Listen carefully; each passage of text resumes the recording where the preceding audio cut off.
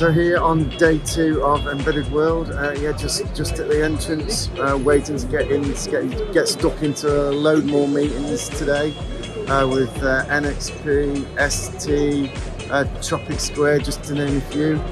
We had a great first day yesterday on the SCI booth. Great to see their first memory safe microcontroller on the stand, up and running.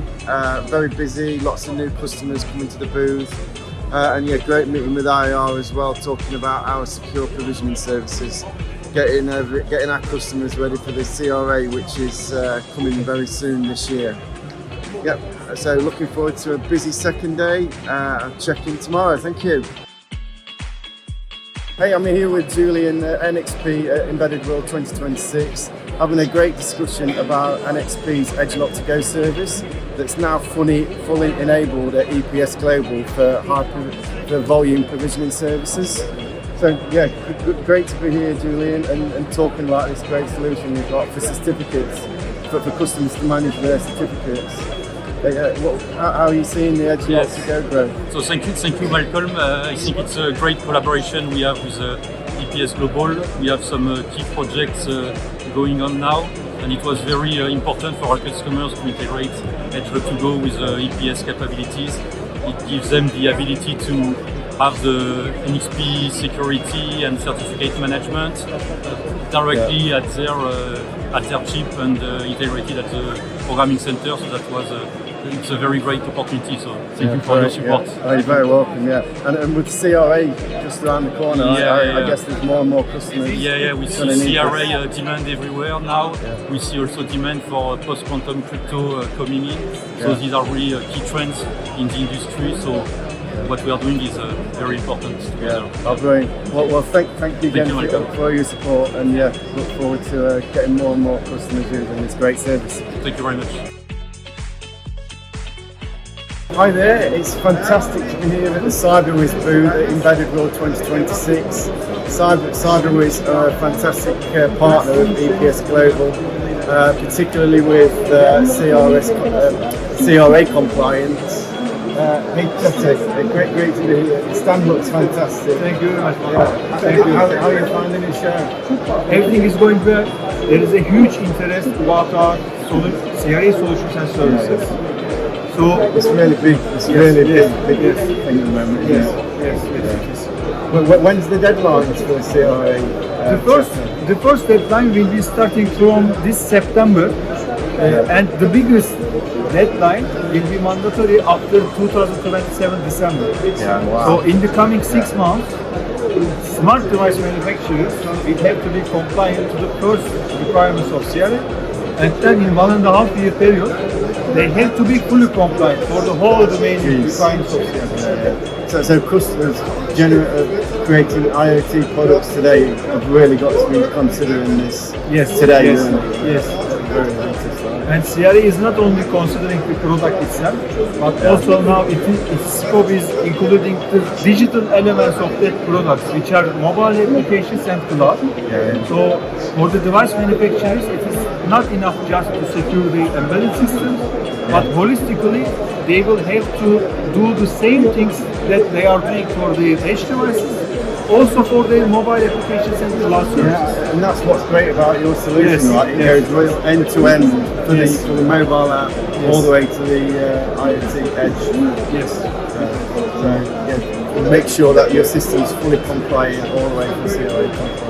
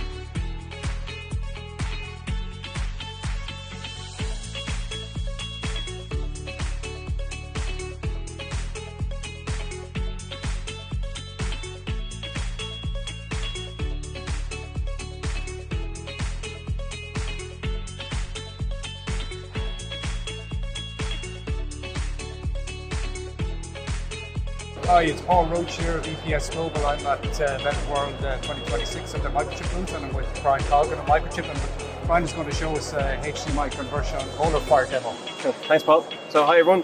This is a new demo for Microchip. So what we're doing here is a video bridging application. So you can see here we have two monitors showing the same image, and here it's actually HDMI going into a SDI to HDMI converter, bidirectional converter. So the HDMI is coming in, being converted to 12 gig SDI, and we developed this little PolarFire board. So 100 KLE PolarFire FPGA. The 12 gig SDI is going into the board, into our FPGA, using our SDI IP and HDMI IP, and transmitting out our HDMI TX IP back to the display. If you want more information on this, you can go to epsglobal.com and you'll see information on Microchip FPGAs. So this is our brand new Ethernet sensor bridge kit. So this is our revision 2 kit, basically in smaller form factor, lower cost kit. And what we're doing here is we have 4 MIPI cameras. Each one is 4 lanes of gigabit MIPI data going into PolarFire FPGA, 200 KLE FPGA PolarFire, implementing MIPI IP in the FPGA. And what we're doing is we're converting that into 10 gigabit Ethernet and transmitting that out to an NVIDIA Jetson Orin GPU development kit. So the reason you would do this is, the interfaces on these GPUs is quite limited. You want to be able to bridge all this data using FPGA. You can get any sensor data into the NVIDIA platform. If you want more information on this kit, you can go to www.epsglobal.com and the FPGA section. You'll see more information on our kits. Thank you. Okay. Thanks, Brian. Thank you.